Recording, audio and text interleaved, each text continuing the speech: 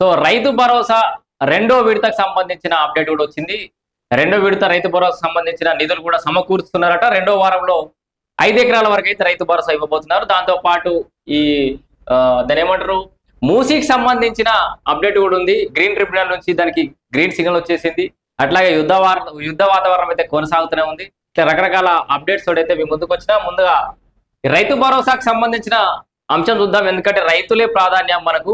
జవాన్లు రైతులు ఈ రెండే మనకు ప్రాధాన్యం. ముందుగా రెండో విడత రైతు భరోసా అనే అంశం చూస్తున్నాం. మొదటి విడతలో 1 ఎకరం వరకు వచ్చినట్టుంది కదా. సో ఎన్ని ఎకరాలను ఉండని 10 ఎకరాలు ఉండని 20 ఎకరాలు ఉండని వాళ్ళకు 1 ఎకరంకి రైతు భరోసా పడ్డది. అంటే రాష్ట్రంలో ఉన్న 78 లక్షల మంది రైతులకి ఫస్ట్ ఎకరానికి రైతు భరోసా పడిపోయింది. ఇప్పుడు ఎందుకంటే మొదట్లో అందరికి కొంచెం కొంచెం పంచినా సరే అందరికి పంచాలనే ఉద్దేశంతో ఈ కాన్సెప్ట్ ఫాలో అయ్యారు. గతంలోనేమో 9 రోజులలో 9,000 కోట్ల రూపాయలు ఒకటేసారి రైతు భరోసా జమ చేశారు. బట్ ఈసారి బడ్జెట్ లో కొంత ఇబ్బందులు ఉండడం వల్ల 1 నెల రోజులు అట్లా టైం పెట్టుకున్నారు. మొదటి విడత మన సిద్దిపేటలో రిలీజ్ చేశారు 1 ఎకరం వరకు. ఇప్పుడు 1 ఎకరం నుంచి 5 ఎకరాల వరకు కట్ ఆఫ్ పెట్టుకున్నారు. ఈ ఏప్రిల్ రెండో వారంలో రెండో విడత రైతు భరోసా నిధులు పడబోతున్నాయి. రెండో విడత రైతు భరోసా నిధుల జమకు ముహూర్తం ఖరారైంది. 2,650 కోట్లు. రెండో విడతకు కావాల్సినంత అమౌంట్ ఎంత? 2,650 కోట్లు మాత్రమే. అది 5 ఎకరాల వరకే ఇస్తారు. 5 ఎకరాలు దాటినని ఈ నెల చివరి వరకలా మూడో విడతలు అయిపోతాయి కావచ్చు. ఒకటే విడతలు ఇచ్చేస్తారు. ఇక్కడ చూడండి ఒకసారి.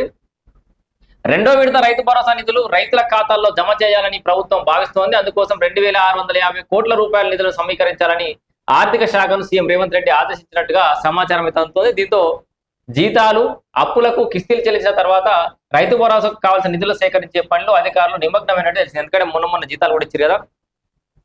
రోజుకు షేబాదల్ లెక్క RBI దగ్గర పైసలు అడకాల్సిన పరిస్థితి అయితే తెలంగాణకి ఏర్పడ్డది. వాస్తవానికి దాంట్లో మనం దాచుకోవాల్సిన అవసరం ఏం లేదు. నివేదికలు వచ్చినాయి. కానీ ఈ పరిస్థితులు రావడానికి గల కారకులు ఎవరు? కొత్తగా తెలంగాణ రాష్ట్రం ఏర్పడ్డ తర్వాత, సర్ప్లస్ స్టేట్ గా రాష్ట్రం ఏర్పడ్డ తర్వాత ఇంత అప్పుల కుప్పగా మారడానికి కారణాలు ఏంటంటే అనేకం కారణాలు ఉన్నాయి. సో ఇది సందర్భం కాదు కాబట్టి అది మాట్లాడతలేను. ఈ రైతుల గురించి మాట్లాడే అంశం కాబట్టి అప్డేట్ ఇస్తున్నా. ఇక్కడ మొత్తం 3 విడతల్లో యాసంగి రైతు భరోసా నిధులను విడుదల చేయబోతున్నట్టుగా కూడా ఇక్కడ మనం వార్త చూడవచ్చు. ఇగో జమ చేయాలని ప్రభుత్వం అయితే నిర్ణయించింది. మొదటి విడతలో భాగంగా మార్చి 22న ఎకరం వరకు 3,590 కోట్లు అప్పుడు ఇచ్చిరు. 70 లక్షల మంది రైతుల అకౌంట్లో జమ చేసింది. అప్పుడు రెండో విడత నిధులను ఈ రెండవ వారంలో జమ చేసేందుకు కసరత్తు చేస్తుంది. ఈసారి ఎకరం కన్నా ఎక్కువ భూమి ఉన్న రైతులకు నిధులు జమ అవుతాయి. మరి ఎకరం కన్నా ఎక్కువ ఉన్న వాళ్ళకంటే అందరు కాదు.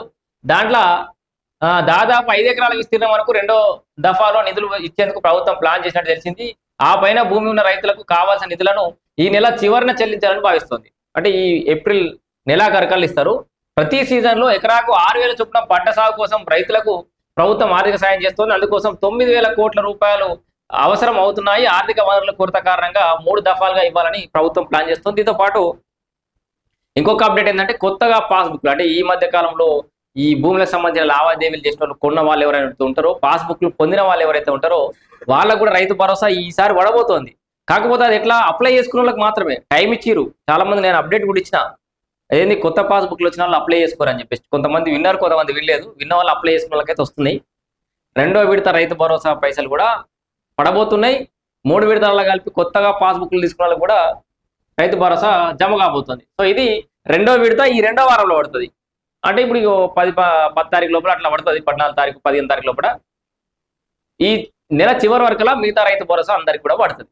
ఇది రైతు భరోసాకు సంబంధించిన అప్డేట్. ఇక